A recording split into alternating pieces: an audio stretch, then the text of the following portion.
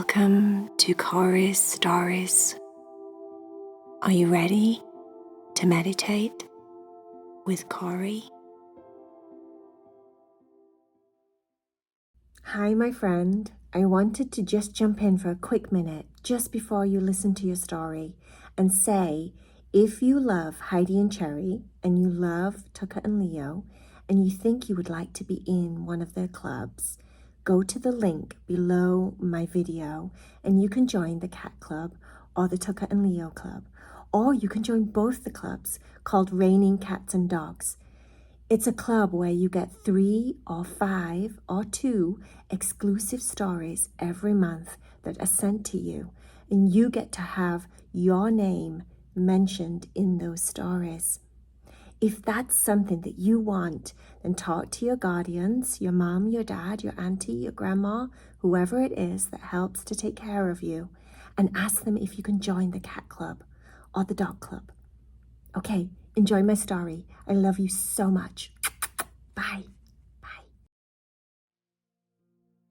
Are you ready to meditate with Cory? Make sure that you're all comfortable and snug as a bug in your bed. That the light is just right in your room so that you can relax your body and let go of your busy, busy day. Tucker and Leo were having a really fun day. They'd gone to the pumpkin patch with Jezebel, Lottie and Tom, Bo and Maya. They wanted to pick a pumpkin, a specific, perfect pumpkin, to make pumpkin pie with. That was their plan. But instead of buying a pumpkin from the store, they wanted to go and have the whole pumpkin patch experience. Pick out the perfect pumpkin, maybe do a hayride, maybe do the corn maze, all the fun things that you can do when you go to a pumpkin patch. Maybe there'd be some animals there. Maybe pigs, or goats, or chickens. Tucker was very excited. Oh, I just can't wait, Leo. I can't wait. My favouriteest thing in the entire world about pumpkin patches is smelling all the different pumpkins, because you wouldn't think it, would you? You wouldn't think it or believe it, but pumpkins, some of them smell very different than others. And some of them smell like, pumpkins. And then some of them smell like pumpkins mixed with toes. And some of them, Leo said, "Toes?"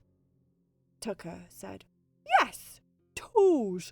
And then some of them smell like pumpkin mixed with rhubarb." Leo said, "Rhubarb?" Tucker said, "Yes, rhubarb. Yes, Leo, rhubarb. So some pumpkins smell like pumpkins, some pumpkins smell like pumpkins / toes, and some pumpkins smell like pumpkins / rhubarb. And I like to guess which one's going to smell like which. Some pumpkins, some pumpkins smell like rotten pumpkins. And they are quite nice to smell sometimes. But not all the time, because sometimes, it's kind of like rotten pumpkin smell, right? Is one of those things that smells like dirty laundry." Leo frowned at the thought of it. When you forget to mummy forgets to take her clothes out of the washing machine, and then they go all funny smelling because she left them in there and they went wet and weird smelling. Oh, I like that smell. Sometimes some rotten pumpkins smell just like that, Leo. Leo looked over at Jezebel and said, "Is it just me, or is Tucker really gross?" Jezebel started laughing. At this point, they were just walking around the pumpkin patch. They were in the area where all the pumpkins are. Lottie and Tom, her brother, were running around all over the place trying to find a pumpkin that had warts on it. One of those that has like the little lumps all over it, because they think that looks like a warty witch pumpkin, which is really cool. Doesn't really matter, because they were going to cut the pumpkin up and bake it and then make the pumpkin into pie. But still, they wanted a warty pumpkin. Bo was right there with Maya, and together they were trying to find a medium, perfect-looking pumpkin. You know, one of those pumpkins that look like it's right off a painting, like it's the most perfect pumpkin ever. Just the right orange, just the right size, all nice and smooth and shiny. One of those type of pumpkins. Tucker kept sticking his head in those pictures that they have there at the pumpkin patch sometimes, where you can stick your head in a hole and then people take a picture and you have a funny outfit, or you're dressed like a scarecrow or something. He was sticking his head in those and sticking his tongue out at Leo, and Leo was pretending to take a picture of him. They decided, after they picked the perfect pumpkin, which was one that Maya found, that they were going to go through the corn maze. The corn maze is like this big giant puzzle that you walk through, and you have to go down different walkways to find your way out. And if your walkway is a dead end, you kind of have to go backwards and go over and around and through. The corn maze was really, really tall. Tucker said, I think I'm a little bit scared about this. You know, sometimes, right, when you see those horrible, scary movies, corn mazes, they always have, like, nasty things in them, don't they? Like monsters and things. Leo said, That's it, I'm not going. Tucker said, Oh no, Leo, you have to come with me, 'cause I'm a bit scared. Leo said, No, I think I'll pass. Jezebel said that she would pass too. She was going to hang out with Leo, and they were just going to kind of sit and people watch for a while. There was loads of kids and families and different people there, so it would be fun, just people watching. There was lots of benches all around, so they just chose a bench, and Leo and Jezebel stayed right there. Lottie, Tom, Bo, Maya, and Tucker all went in the corn maze. Tucker, only about 2 minutes in, saw something move. Even though it was really busy, the part of the corn maze where they were at was dead quiet. No one was there.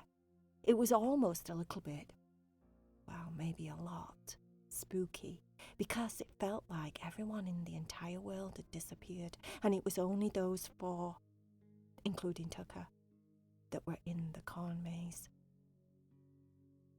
Maya stayed right next to Tucker. Bo said, This is a bit spooky. Tom said, Oh, don't be silly, we're fine. And he started running ahead. But then as soon as Tucker announced that he kept seeing things moving in the corn, Tom changed his mind and quickly came back to the group. Tom said, What are you seeing? Tucker said, I don't know. It's tiny though. It's not big. It's something very tiny. Like it's tiny. Like. There it is, he said. Everybody jumped a mile because he scared everyone to death when he said it.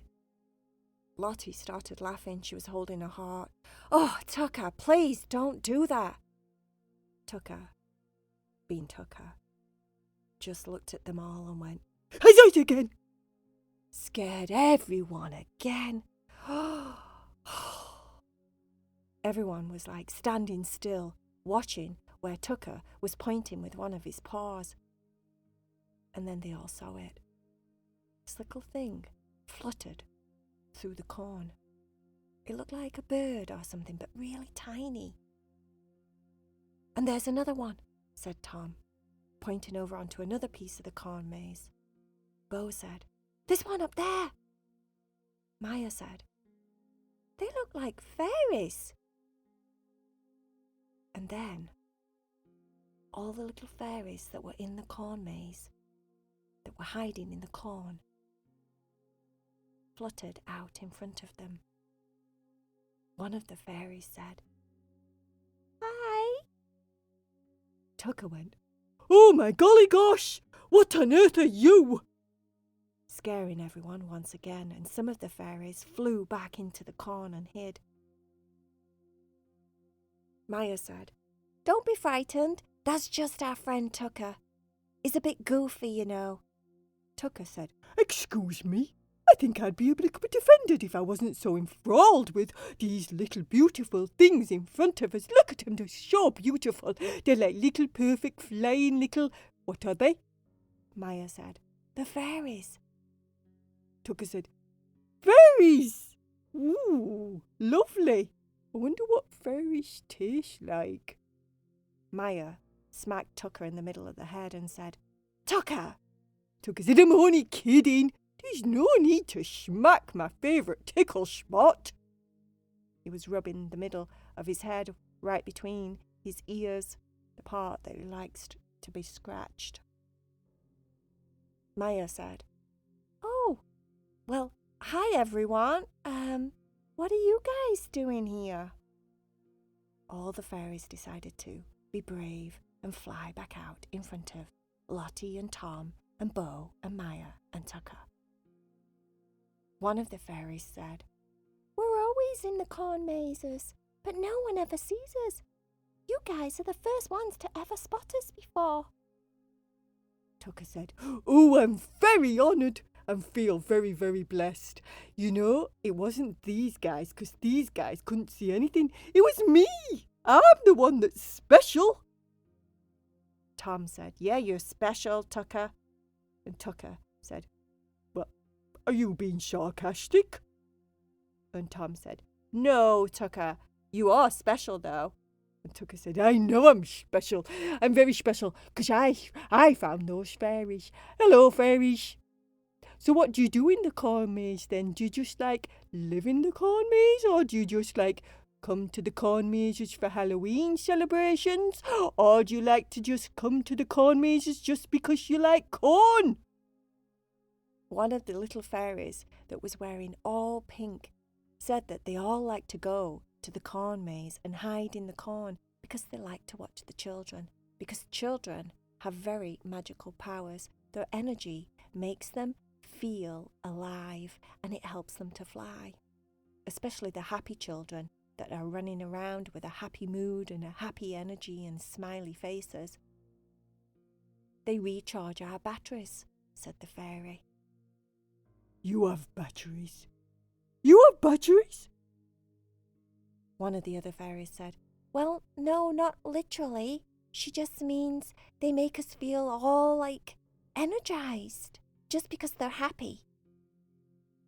Lottie said, "So you guys get energized off us being happy?"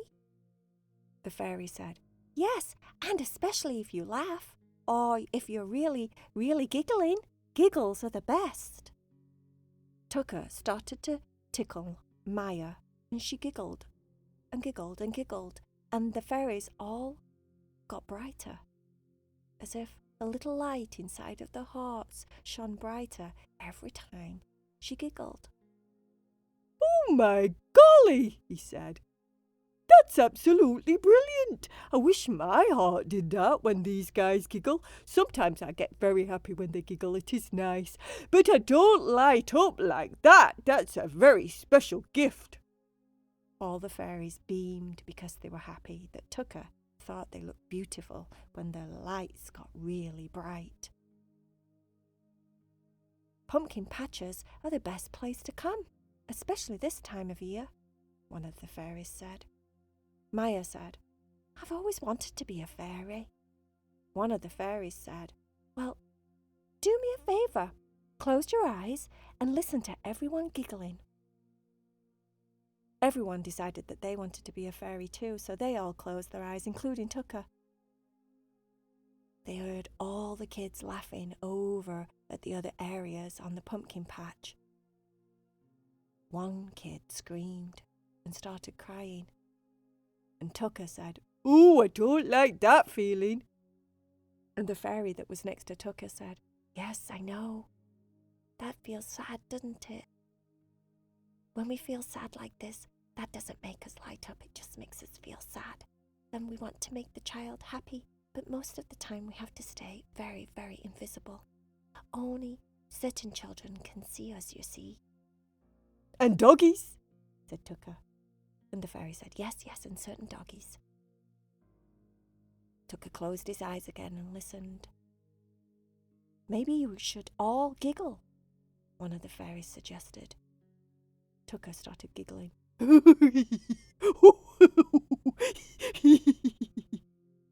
Which made everyone else laugh, really, because Tucker's giggle, that was a fake giggle, was very funny. And then he started laughing because everyone else was laughing at him, and his laugh was now real, and everyone started laughing, and all of a sudden, one of the fairies said, "Open your eyes." And they all opened their eyes, and they were all tiny little fairies. They all looked around at each other. Tom was flying around going, "I can't believe this. This is the best." Tucker, as a fairy, looked so funny that everyone kept laughing over and over and over again. And one of the fairies said, "The more you laugh, the more you'll stay like this." And so they all kept laughing. And then Tucker said, "Let's play hide and seek. I bet it's really fun playing hide and seek when you're this small. We'll never find each other." She started laughing again. Tom and Lottie flew and hid inside of the corn. Bo and Maya went looking for them. Tucker decided to stay with the other fairies. "Would you like to play hide and seek, fairies?" One of the fairies said, "Well, we can't play that all the time because we're always hiding." "Oh, yes, I see. Okay then, well, I'm going to go and find Tom and Lottie, and I'm going to go and find Maya and Bo, and I'm going to go find them. And it might take me a very long time because I can't see them at all because they're so disguised in the corn. Wow, I see now why you like corn so much, guys. I see why you hide in the corn. It's a perfect place to play hide and seek." Tucker flew off trying to find the kids, hiding in the corn maze. In the meantime, some other kids that weren't with their group walked by, and the fairies had to go hide very quickly. The kids were laughing and happy, and because we know that they light up and glow when that happens, there were all these tiny little lights inside of the corn maze, glowing really brightly that no one seemed to notice. After a while of Tucker trying to find the kids, he finally found them. And then they found the other fairies again, and then they said that they had to go home. And one of the fairies said, "Well, just stop laughing." They stopped laughing, and they fell back into their normal bodies.